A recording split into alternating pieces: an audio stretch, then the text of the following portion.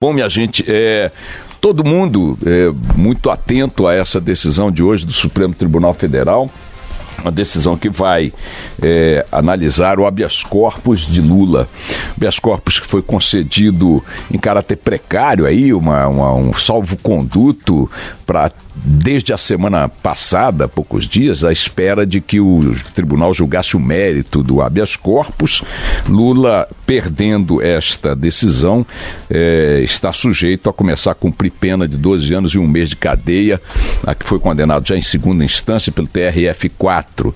O juiz Sérgio Moro, uma vez autorizado pelo Supremo com a queda do habeas corpus, pode mandar cumprir a prisão imediatamente. Bom dia, Luiz Megali, bom dia, Júlia Dualibe, no Café com o Jornal. Um beijo para vocês aí no Café com o Jornal. Bom dia também para Roberta Russo. Sintonize aí o Café com o Jornal na TV Bandeirantes, e o nosso Band News TV terão as imagens ao vivo aqui dos estúdios da Band News FM. Portanto, hoje temos um dia especial, todo mundo muito atento em Brasília, todas as redações, jornais encaminharam, televisões também, deslocaram equipes para Brasília e fizeram todo um movimento, estão fazendo todo um movimento, segurança reforçada no Supremo, etc. e tal, para tomar uma decisão que a rigor tinha que ser uma decisão corriqueira.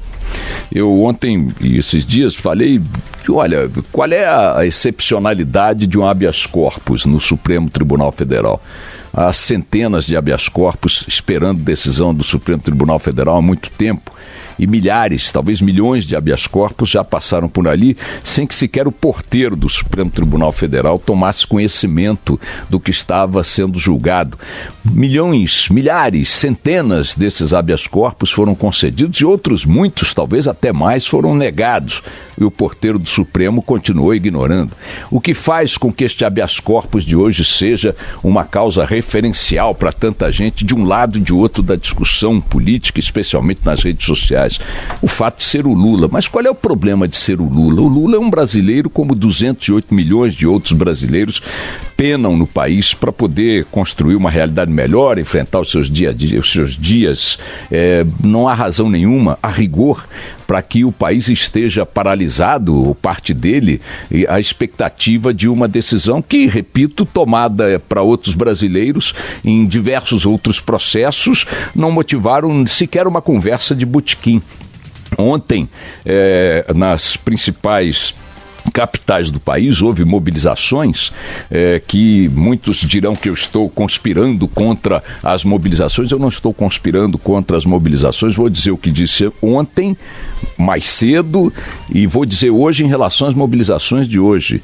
Elas reuniram um número expressivo de manifestantes em São Paulo, na Avenida Paulista. Os organizadores falaram em 100 mil, não há confrontação desse número com nenhum outro avaliador de contingentes, nem a Polícia Militar, nem os institutos de pesquisa estimaram quantas pessoas estavam na Avenida Paulista. Era um número expressivo, uma massa humana expressiva.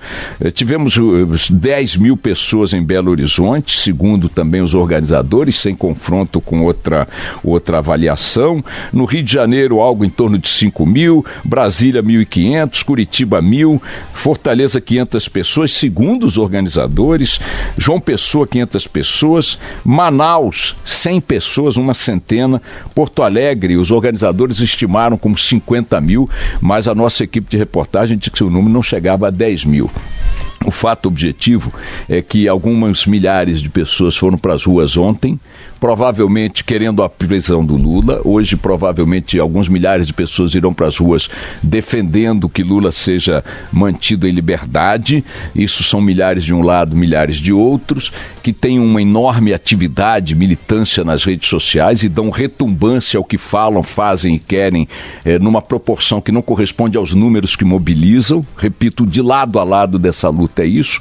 E se é verdade que alguns milhares foram para as ruas ontem e alguns milhares talvez possam ir para as ruas hoje, o fato é que muitos milhões continuam tocando suas vidas sem entender que o Brasil está jogando nessa decisão de hoje o seu destino. Não está. Não está. Seja qual for a decisão do Supremo Tribunal Federal hoje, a despeito da urticária e das cólicas que causa de um lado e de outro, dependendo da decisão, nesse jogo exacerbado, excitado e tal.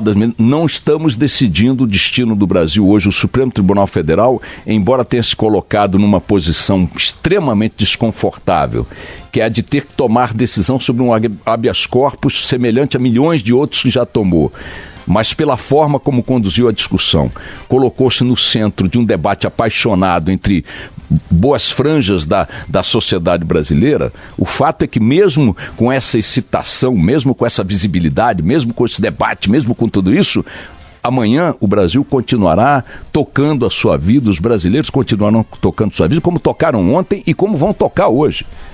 Não se irritem, por favor, os militantes de um lado nem de outro, quando eu reafirmo que a própria dimensão das mobilizações que vocês organizam mostra que a sociedade brasileira está olhando essa história da arquibancada com a sensação de que esse jogo não é um jogo tão decisivo assim para o campeonato que precisa ser levado em conta, que é um campeonato que vai ser decidido em outubro, pelo menos numa etapa importante, com a eleição em que todos participarão, todos votarão, todos poderão utilizar as informações que têm para tentar redesenhar a política brasileira a partir da eleição, pelo menos de um Congresso menos desqualificado do que o que temos. Por que eu estou insistindo em baixar a bola? Porque uma decisão hoje vai ter que ser tomada, não havendo essa hipótese de pedido de vista que todo mundo acha que é caricato. Tomada essa decisão, o que restará ao grupo derrotado amanhã? O Stedley, um dos líderes do MST, está dizendo que vai ter guerra se o Lula for preso.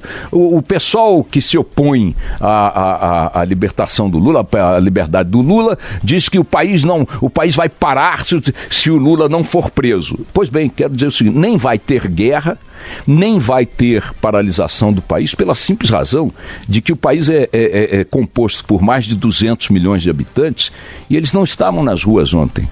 Nem 100, nem 50, nem 10, nem 1, nem meio milhão, nem 250 mil, nem 200 mil, nem 150 mil, se você considerar a avaliação feita friamente em várias capitais. Se você somar tudo, vai ter menos de 200 mil pessoas, se é que tinha 150. Isso você está desqualificando a manifestação de ontem? Não estou desqualificando. São manifestações perfeitamente aceitáveis, elogiáveis, no sentido de que as pessoas têm mesmo que se manifestar, etc. E como as de hoje, provavelmente, também não reunirão massa que possa ser representativa do sentimento geral do brasileiro, que é um sentimento de simplesmente querer que as coisas andem, que as coisas evoluam, que as coisas caminhem, que o dia a dia prossiga numa direção que possa, de fato, apresentar uma opção de mudança. Essa direção é a eleição de outubro. É preciso chegar a ela com um país minimamente nos eixos, minimamente, a despeito de tudo que está aí, a despeito do muito que nos causa de indignação, de revolta, de nojo. O fato é que nós temos uma eleição em outubro e a tentativa de colocar em termos extremos o que esteja acontecendo agora é uma tentativa que conspira contra esse processo. Vejam que as manchetes hoje dos principais jornais do país dão um destaque monumental, e eu não sei porquê, a declarações absolutamente óbvias do comandante do Exército. O que disse o comandante do Exército? Que repudia a impunidade, que o Exército repudia. Ora, só faltava o comandante do Exército virar público para dizer que apoia a impunidade. Aliás, se esta declaração tem algum peso para justificar esse destaque que mereceu nos jornais, gostaria de entender porque que a Folha de São Paulo e o Supremo e o Estado de São Paulo colocaram em letras garrafais: chefe do Exército repudia a impunidade. Ora, o porteiro do prédio ali da esquina também repudia a impunidade. Aliás, o Lula deve repudiar a impunidade. O Rodrigo Rocha Loures deve repudiar a impunidade. Pergunta ao Aécio Neves o que ele acha da impunidade. É um absurdo. Chama o Gedel Vieira Lima agora, aqui no telefone, lá na cadeia, e pergunta: Gedel, o que você acha da impunidade? A impunidade tem que acabar. Então, se o general do Exército está dizendo alguma coisa que Gedel Vieira Lima, Rodrigo Rocha Loures, Aécio Neves e Lula dizem, pergunta pro Temer o que ele acha da impunidade. Por que o general do Exército ganhou essas manchetes? Qual é a importância da opinião do general do Exército sobre algo tão elementar quanto dizer-se contra a impunidade? Perguntem ao general do Exército se ele é a favor de pedofilia. Ele vai dizer não. Pergunte se ele é a favor de assalto a banco. Não. E de violência também não. Então por que o senhor seria a favor da impunidade? Claro que eu não sou. Então por que está nas manchetes? Porque é o general do Exército. Qual é a linha secundária dessas manchetes? O Exército está aí. O Exército está aí fazendo o quê? Numa boa. Está sinalizando que pode... Estamos atentos à nossa missão constitucional. Perfeitamente, cuidem das fronteiras. Deem segurança ao território nacional. Atuem aí naquilo que a sociedade espera que os senhores atuem. Não entendi o porquê dessa declaração do general ontem, véspera de um julgamento no Supremo que mexe com humores, repito, das franjas da sociedade brasileira, e menos aí do destaque que lhe deram os jornais principais do país. Qual é a maldita importância de uma opinião óbvia de um general da República? Como se parecesse assim um recado. Recado a quem, ilustre general? Ao Rodrigo Rocha Loures? Ele está impune. Ao Aécio Neves? Ele está impune. Ao Lula? Também está impune. Está solto, está condenado e solto. Então esses recados que não se dirigem exatamente a ninguém, não tem a clareza de um alerta a quem quer que seja, e fica ali aquela coisa, olha, qualquer coisa aí, contem, parece aquele irmão parrudo que você tem, você fica na rua folgando com os outros, se garantindo no irmão parrudo que tem em casa. Pois bem, o irmão parrudo não pode ir para a rua, se a rua não quiser. Esse papo de sugerir que nós estamos na iminência de uma ruptura capaz de demandar uma intervenção militar, dessas... Eu me lembro do tempo da ditadura, qualquer pum que um oficial do Exército soltava, qualquer pum que um oficial general de qualquer uma das forças soltava, era manchete, os jornais davam, as colunas repercutiam, os analistas se dedicavam. Olha, a frase do almirante tal, do brigadeiro tal, tinha tal sentido. E eu lá quero saber qual é o sentido da frase do almirante, do brigadeiro ou do general neste contexto, porque qual é a diferença da frase dele ou da opinião dele em relação à opinião do cidadão que está ali na esquina, dentro de um ônibus agora, dentro de um trem. Por que essa manchete? Para sugerir o quê? Que nós estamos na iminência de algo que é a luta definitiva do Brasil? Com o julgamento do Lula? Não, o julgamento do Lula não é a luta definitiva do Brasil. Aliás, eu concordo com quem afirma que essa discussão toda tomou essa dimensão de paixão sobre garantir a liberdade do condenado até a última instância a partir do momento, como diz o Hélio Gaspar, em que o juiz Sérgio Moro começou a prender gente de colarinho fino, de gravata de seda. Até então ninguém discutia esse assunto. Começou a incomodar o andar de cima, mandar empreiteiro, executivo de estatal, político, lobista pra cadeia, aí o bicho pegou. E chama ele a atenção muito bem. Quer ver que isso aí é uma discussão de ocasião da rapaziada que está em torno de esqueminhas? Veja, dos dois lados, hein? Veja só, o Brasil tem 291 mil presos nas cadeias, alguns há anos, em caráter provisório. Não foram nem julgados. E outros sei lá quantos que estão julgados em primeira instância e estão cumprindo pena. Não tem advogado bom, que vai na Corte Suprema, dá tapinha nas costas de ministro, participa de seminário com o ministro, faz abaixo-assinado. Então é o seguinte, essa discussão de um lado e de outro, ela tem o seu sentido como debate jurídico. Devemos nós nos alinhar as maiores democracias do mundo que mandam cumprir pena a partir da condenação em segunda instância? Eu acho que sim. O desfecho natural para a situação do Lula é cadeia, para que o Brasil esteja alinhado às maiores democracias e mais numerosas democracias do mundo, que assim praticam a lei, que assim praticam a justiça. Recorra cumprindo a pena. Agora, já que estão discutindo dessa maneira, que se olhe para o conjunto da coisa em alguns sentidos. O primeiro deles é a população brasileira no seu conjunto não está achando que essa é uma luta definitiva para o seu destino. Não está. Isso é coisa da turma que está nas franjas. Movimento não sei o quê, MS sei lá das quantas e tal, que eu vou fazer, vou acontecer, vou parar o país, vou fazer guerra, vai ter morte, como diz a Gleisi Hoffmann, vai ter não sei o quê, vou levar milhões para a rua. Mentira! Não vão levar milhões para a rua, os milhões estão cuidando da... mas você é contra as manifestações? Eu não sou contra, eu estou dizendo que vocês têm que parar de achar que o que vai ser decidido hoje pelo Supremo, embora o Supremo tenha feito um grande esforço e tenha tido sucesso em colocar isso debaixo de um holofote absurdo, por seus próprios erros, suas próprias contradições, pela esculhambação que toma conta daquela corte, esse troço tomou essa dimensão. Mas a dimensão é artificial. Ela não reflete uma realidade do país, ela não reflete uma realidade do cidadão que está agora indo para o trabalho, que está indo levar o filho na escola, que está correndo atrás de hospital, que está correndo atrás de emprego. Esse país não está dependendo do que vai ser decidido hoje no Supremo Tribunal Federal para saber se tem futuro ou não tem futuro. Que o Lula tem que ir para a cadeia, eu, na minha modesta opinião, acho que tem. Mas você acha ele culpado ou inocente? Não vou nem discutir se ele é culpado ou inocente, eu vou discutir que ele está condenado em segunda instância, acabou. Agora, também tem que aceitar a discussão correta de que esse papo só está na ordem do dia, só está produzindo esse blá blá blá, esse bafafá todo, porque chegou no andar de cima do poder da República, dos poderes da República. Chegou nos salões, chegou em Brasília, chegou na alta cúpula. Porque, repito, 291 mil outros Lulas, 298 mil outros brasileiros estão cumprindo pena, presos, sem sequer terem sido julgados. Aliás, nem pena estão cumprindo, não foram julgados, não foram condenados. Estão dentro da cadeia. Alguns há muitos anos. Alguns muito mais doentes do que o Maluf, muito mais doentes do que o Pisciani, muito mais doentes do que aquele almirante ladrão da eletronuclear. Todos em cana. Provavelmente, se vocês olharem para eles, são, na maioria, negros, de baixa escolaridade, sem partido político, sem renda, morando em periferias e, obviamente, sem advogados que falam algumas frases em latim. Eu estou insistindo numa questão central.